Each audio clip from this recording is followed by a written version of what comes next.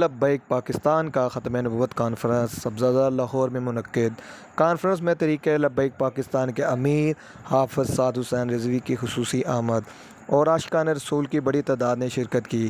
Conference میں پاکستان کے حالات اور گستاخانہ رسول کو سخت سے سخت سزا دینے پر کہا گیا۔ کانفرنس کا آغاز تلاوت قرآن پاک اور نعت رسول مقبول سے کیا گیا اور تمام عہدیداروں کے خطاب۔ کانفرنس کے اختتام پر درود و سلام کے ساتھ دعا بھی کی گئی۔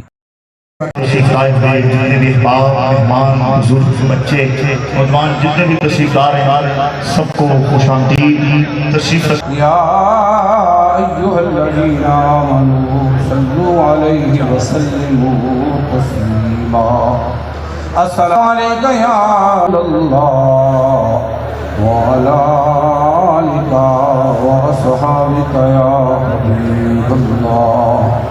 مٹا دو زور بازو سے کفر ہر قادیانی کا، یمامہ سے اٹھا لو سنان ختم نبوت۔ امیر المجاہدین نے جو کرنٹ بھرا ہے اس کی وجہ سے لوگوں کے دل جگمگا رہے ہیں۔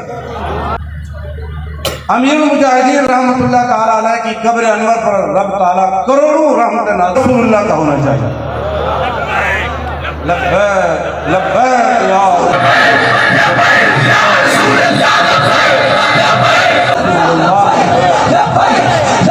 صدق اللہ العظیم۔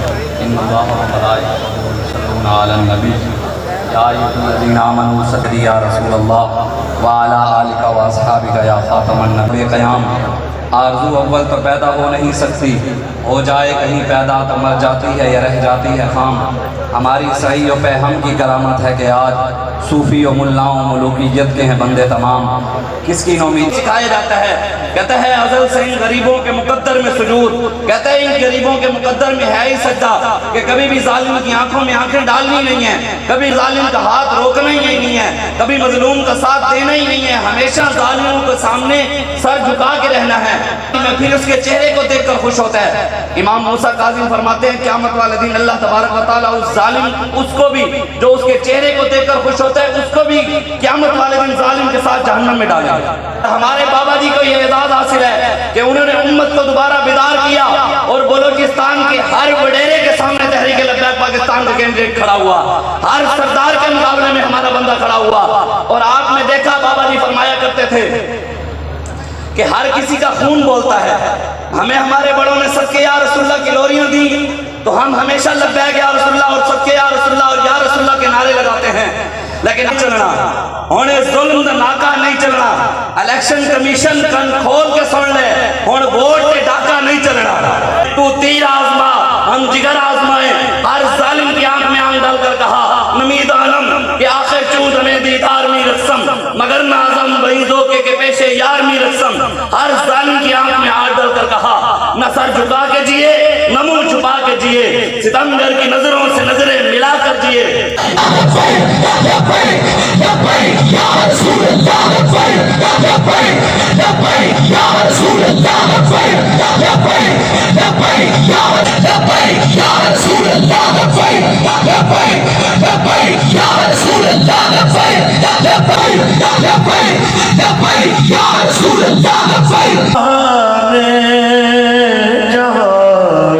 مٹ جائیں گے لیکن یہاں نام شاہ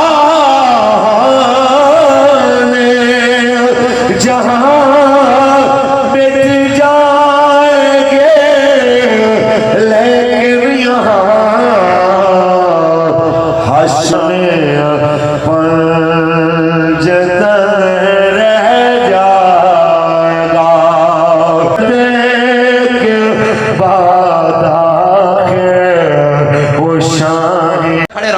تو نماز کے دوران ہی حضرت سیدنا صدیق اکبر نے ہاتھ اٹھا لیے، کہا یا اللہ تیرا شکر ہے کہ تیرے حبیب نے مجھے یہ تو کہا کہ میرے مصلی کے اوپر کھڑے رہو۔ یہ ہے صحابہ نماز میں حضور کو دیکھیں۔ حضرت جناب سیدنا صدیق اکبر نے اپنی آنکھوں کے کونے سے میرے آقا و مولا کو دیکھا۔ اب آگے دیکھیے جو حضور کی عزت و ناموس پر پہرا دینے کے لیے جائے میرے آقا و مولا اسے انعام کیا دیتے ہیں۔ حضرت انس بن مرثد الغنمی کھڑے ہوئے، کہا یا رسول اللہ آج رات میں پہرا دوں گا۔ آپ چلے گئے، رات گزری میرے آقا و مولا صلی اللہ علیہ وسلم نے فجر کی نماز کی امامت کے لیے ہاتھ باندھے. جب نماز میں کھڑے ہوئے تو صحابہ، اب دیکھیں صحابہ کدھر دیکھ رہے ہیں نماز میں، علماء بیٹھے ہیں نماز میں سجدے کی جگہ دیکھنا ہے، لیکن صحابہ کہہ رہے ہیں ہم نے دیکھا حضور کو، حضور نماز کے دوران جھاڑیوں کو دیکھ رہے ہیں. اور میرے آقا و مولا صلی اللہ علیہ وسلم نماز کے دوران جھاڑیوں کے اندر دیکھ رہے ہیں. نماز ختم ہوئی اتنی دیر میں حضرت انس بن مرثد الغنمی اپنے گھوڑے پر سوار تشریف لے آئے. میرے آقا و مولا صلی اللہ علیہ وسلم نے پوچھا اے انس رات سوئے رہے یا پہرہ داری کی؟ انہوں نے کہا یا رسول اللہ میں قضائے حاجت کے لیے گھوڑے سے اترا ورنہ ساری رات گھوڑے پر پہرہ دیا.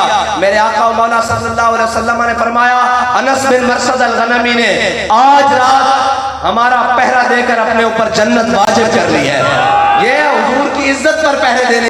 ہم علامہ اقبال سے پوچھتے ہیں علامہ اقبال کون سا وہ نظام ہے جو غریبوں کو حق دے سکتا ہے؟ تامین حق بحقدارہ سفر. کہتا ہے اتنے میں میرے آقا و مولا صلی اللہ علیہ وسلم دنیا میں تشریف لے آئے اور ہوا کیا؟ بندگانہ مسند خاکاں سفر. کہتا ہے میرے آقا و مولا صلی اللہ علیہ وسلم نے آ کر کیا کیا کہ غلاموں کو کعبے کی چھت کے اوپر چڑھا دیا. اور کیسے چڑھایا؟ یہ لوگ بات کرتے ہیں اسلام کیا دیتا ہے. اسلام سب سے پہلے غریبوں کو اس کے حق دیتا ہے. اسلام سب سے پہلے غیرت دیتا ہے. اور یہ جو کہتے ہیں کہ جی اسلام روٹی کیسے پوری کرے گا، اسلام ویسے یہ باتیں کیسی پورے کرے گا، ہاں اسلام امتحان ضرور لیتا ہے. مقام شوق سے واپس آ گئے تھے. اسلام بندے کھڑکا کے اور بابا جی کی زبان میں اسلام جڑے رکھتا. اسلام وہ پلپلے اور کمزور لوگوں نہیں رکھتا جڑے دین واسطے جان بھی دیں مال بھی دیں اور ہر صف میں اگے کھڑے ہو کر آخن کے ستم کرے ذرا ہنر آزمائے تو تیر آزما ہم جگر آزمائے. اسلام لبیک لبیک یا رسول اللہ لبیک لبیک بدلا جائے گا. اے قول محمد قول خدا فرمان نہیں بدلا جائے گا. دین کے اصول قیامت تک نہیں بدل سکتے. وہ دین کے اصول سیاست کے لیے ہوں، وہ دین کے اصول عبادت کے لیے ہوں، وہ دین کے اصول معاشرت کے لیے ہوں، وہ دین کے اصول تہذیب کے لیے ہوں، وہ دین کے اصول تمدن کے لیے ہوں، وہ دین کے اصول معاشیات کے لیے ہوں. دین کے اصول نہیں بدل سکتے. اگر دین کے اصول کوئی بدلنے آئے گا تو دین اس کو لٹا کے رکھ دے گا. اگر تم نے دین کا اصول اتنے سال بدل کے رکھا تو دین نے تمہارے ساتھ کیا کیا؟ اسلام نے تمہیں IMF کا بھکاری بنا دیا. آج پھر تم سود کے خلاف تم سپریم کورٹ میں اسلامی شرعی عدالت وفاقی شرعی عدالت کا فیصلہ چیلنج کرنے کے لیے جا رہے ہو. تو یہ یاد رکھنا اگر تم اللہ اور اس کے رسول کے حکم کے خلاف گئے تو پھر یاد رکھنا اس ملک کو دیوالیہ ہونے سے کوئی نہیں بچا سکتا کہ وہ ساری چیزوں سے دامن چھڑا کر حضور کے دین کے اوپر اس ملک کو جس ملک کو حاصل کیا گیا تھا پاکستان کا مطلب کیا لا الہ الا اللہ کے نعرے کے اوپر آج بھی ان کے پاس وقت ہے کہ وہ اس ملک کو موڑ کر حضور کے دامن کی طرف حضور کے نظام کی طرف موڑ دیں. ورنہ IMF اور جناب عالمی بینک اور جناب رشیا اور سعودیہ اور جو بھی ممالک ہیں تمہیں مزید اس قوم کو اور گروی رکھنا پڑے گا اور اس قوم کی ہر چیز بک جائے گی اگر تم نے اللہ اور اس کے رسول کے نظام کے خلاف کوئی عدالتیں اور عدالتیں نہیں ہیں. یہ اگر عدالتیں ہوتی تو سود کے خلاف فیصلے کو 20 سال لگتے. اور جس کو وفاقی شرعی عدالت کہہ رہے ہو تم تو شریعت اس کو کہتے ہیں. شریعت کا تو میں نے کہا بدلے گا زمانہ لاکھ مگر قرآن نہیں بدلا جائے گا. سپریم کورٹ کون ہوتی ہے شریعت کے فیصلے کو بدلنے والی؟ میں کائنات کا کوئی بھی ہو شریعت کے مقابلے میں تو ابو بکر عمر کے سر جھکے ہوئے ہیں, عثمان و علی کے سر جھکے ہوئے ہیں, پاکان امت کے سر جھکے ہوئے ہیں. تو سپریم کورٹ کون ہوتی ہے جو سود کو حلال کہے اور اس ملک کے لیے جائز کہے؟ انشاءاللہ اب وہ وقت دور نہیں جب حضور کے غلام اس پورے پلید نظام سے نکال کر حضور کے دین کو غالب کرے اور وہ کہے کہ نہیں جی اسلام امن سے پھیلا ہے. تو ایک بابا جی ویل چیئر پر آگے کہتے ہیں, وہ کہتے ہیں اسلام امن سے ضرور پھیلا ہے لیکن اسلام غیرت کا درس بھی دیتا ہے. اسلام میرے آقا و مولا صلی اللہ علیہ وسلم کی تلوار اٹھانے کا درس بھی دیتا ہے. اسلام بدر میں جانے کا درس بھی دیتا ہے. اسلام احد میں جانے کا درس بھی دیتا ہے. اسلام خندق میں جانے کا درس بھی دیتا ہے. مریسی, مستلق, تبوک, جرموک, قادسیہ میں جانے کا بھی درس دیتا ہے. اسلام گھر میں بیٹھنے کے تسبیح پڑھنے کا حکم بھی دیتا ہے اور جب موقع آ جائے تو پھر تلوار اٹھا کر میدان میں جانے کا حکم بھی دیتا ہے.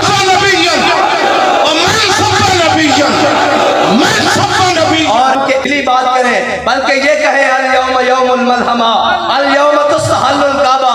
جب دیکھیں وہ منظر وہ पर मेरे आका और मौला को रोकने वाले, वो मेरे आका और मौला को मदीने मक्के की गलियों में सताने वाले, वो दुनिया फेंकने वाले, वो बिलाल को काबे की गलियों में मारने वाले, वो हजरत सुमैया के टुकड़े करने वाले, वो हजरत खब्बाब बिन अरत के जिस्म में सुराख करने वाले, वो हजरत जनाब सुमैया के टुकड़े करने वाले, वो जनाब बिलाल को मारने वाले आज सामने खड़े हो तो फिर ये नहीं कि ढीली बात, काल यौम यौमुल मलहमा अल यौम तुस्तहल्लुल काबा, आज जंग का दिन है, आज तो काबे में भी बंदे काट के रख दिए जाएंगे। लेकिन उनके जज्बे सादिक की कसम देखें, उनका जज्बा उठाना देखें। जब इब्ने खतल की बारी आई, सहाबी ने मुंह से निकाला था काबे में बंदे मारने की बारी आई, मेरे आका मौला ने सबको माफी दे दी। अब गुस्ताखे रसूल की बारी आई, सहाबा ने अर्ज की या रसूलल्लाह ये काबे की दीवार है, ये काबे का गिलाफ है, इसके दरमियान रस्सियां लटक रही हैं। इब्ने खतल आपका गुस्ताख वहां रस्सियों के अंदर लटक गया है और रस्सियों के अंदर लटक के उसने काबे की दीवार और गिलाफ पर पनाह ले ली है। तो या रसूलल्लाह क्या करें? फरमाया उक़्तुलूहु, उसको वहीं पर कत्ल कर। बाप माफी का ऐलान किया तो नीचे एक दरवाजे की तरफ मक्का के हजरत खालिद बिन वलीद की तलवारों की चमकने की आवाज आई, टकराने की।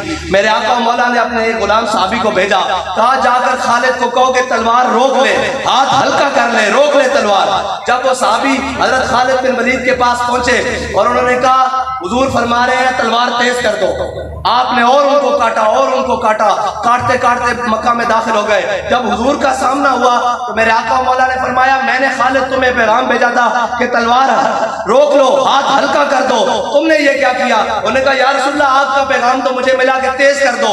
वो साहबी को बुलाया, हुजूर ने फरमाया मैंने तुम्हें कहा था खालिद को जाकर कहो हाथ हल्का करे। उन्होंने कहा या रसूलल्लाह मैं जा रहा था, रास्ते में एक आदमी मिला जिसका सर आसमान तक टकरा रहा था, वो फरिश्ता था, उसने कहा कि मैं तुझे यहीं दबोच लूंगा, जाकर खालिद को कहा तलवार तेज कर दे। मैंने खालिद को कहा तलवार तेज कर दे। मेरे आका मौला ने ऐसे आसमान की तरफ चेहरा अकदस उठाया, कहा मैंने एक मौके पर कहा था अगर काबे वाले मेरे हाथ में आए, मक्का वाले मेरे हाथ में आए तो मैं इनका बरकस निकाल लूं। अल्लाह ने वो बात आज मेरी पूरी की है।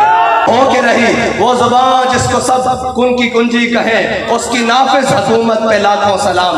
और याद रखना अपने 313 सहाबा को लेकर मैदान बदर में जाते हैं, फिर ओहद में जाते हैं, फिर खंदक में जाते हैं और ये शहादत गहे उल्फत में कदम रखना है।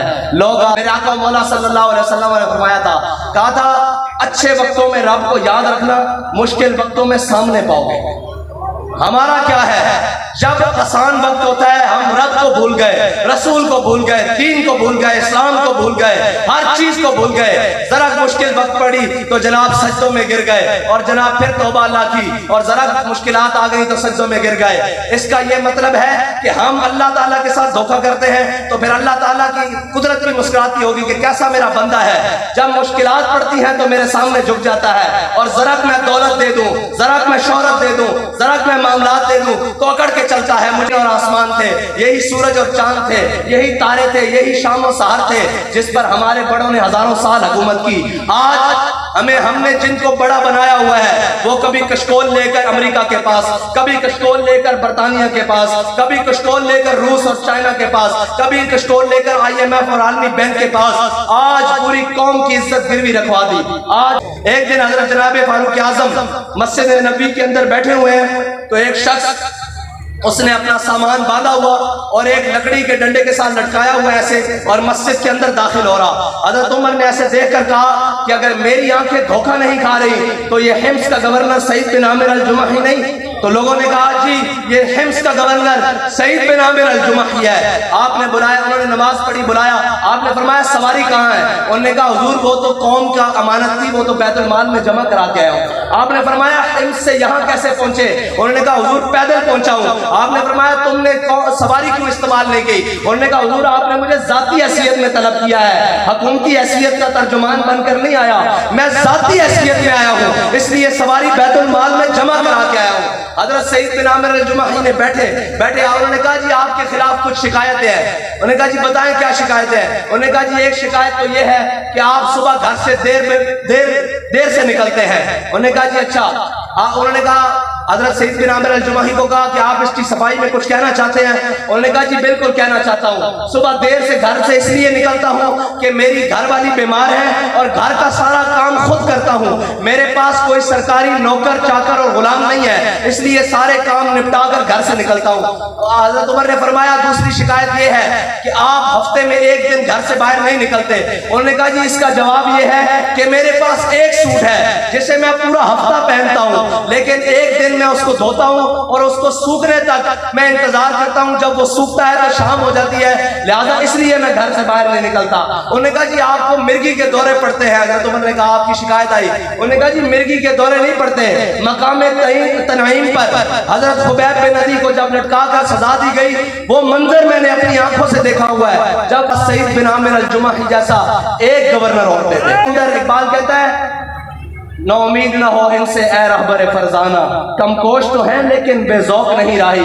لیکن آج اس کے سربراہان نے اور اس قوم کے بڑوں نے ان کو بے ذوق کر کے رکھ دیا, ان کو بتایا ہی نہیں کہ تمہاری منزل کیا ہے, جانا کدھر ہے. رحمت اس وقت آتی ہے کہ فضائے بدر پیدا کر تیری نصرت کو فرشتے گردوں سے آج بھی اتر سکتے ہیں قطار اندر قطار.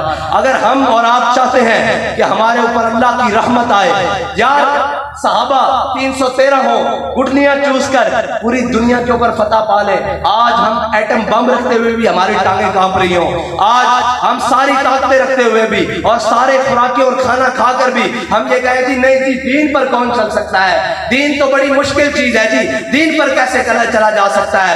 تو جب صحابہ دین پر چل سکتے ہیں ہم کیوں نہیں چل سکتے؟ پٹکے ہوئے آہو کو پھر سوئے حرم لے چل, اس شہر کے خوگر کو پھر وسعت صحرا دے, تڑپنے پھڑکنے کی توفیق دے, دل مرتضیٰ سوز صدیق دے. اللہ تعالیٰ مجھے اور آپ کو عمل کی توفیق عطا فرمائے اور حضور سے انے واش کرنے کی توفیق عطا فرمائے. وآخر دعوانا الحمدللہ.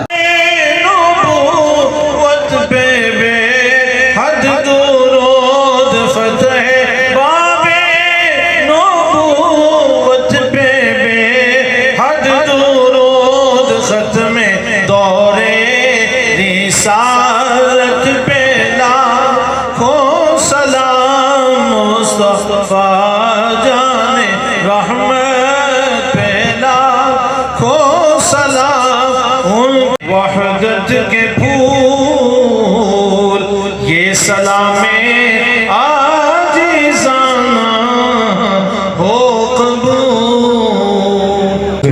امت مسلمہ کو پھر عروج نصیب فرما, غیرت و دین سے مالا مال فرما, تحریک لبیک پاکستان کو کامیابی اور کامرانی سے ہمکنار فرما. حضور علیہ السلام کے ساتھ اور آپ کے دین کے ساتھ پوری امت کو وفا کرنے کی توفیق عطا فرما. تحریک لبیک پاکستان کے جملہ عہدیداران کارکنان اور بالخصوص امیر محترم کی حفاظت فرما, عمر دراز عطا فرما, ہر قسم کی شر سے اور ہر قسم کی نظر بد سے محفوظ فرما, برکانے کی توفیق نصیب فرما. ربنا اننا آمنا فاغفر لنا ذنوبنا وقنا عذاب النار. ربنا افرغ علينا صبرا وثبت اقدامنا وانصرنا على القوم الكافرين. وصلى الله على حبيبه خير خلقه سيدنا محمد وعلى اله وصحبه.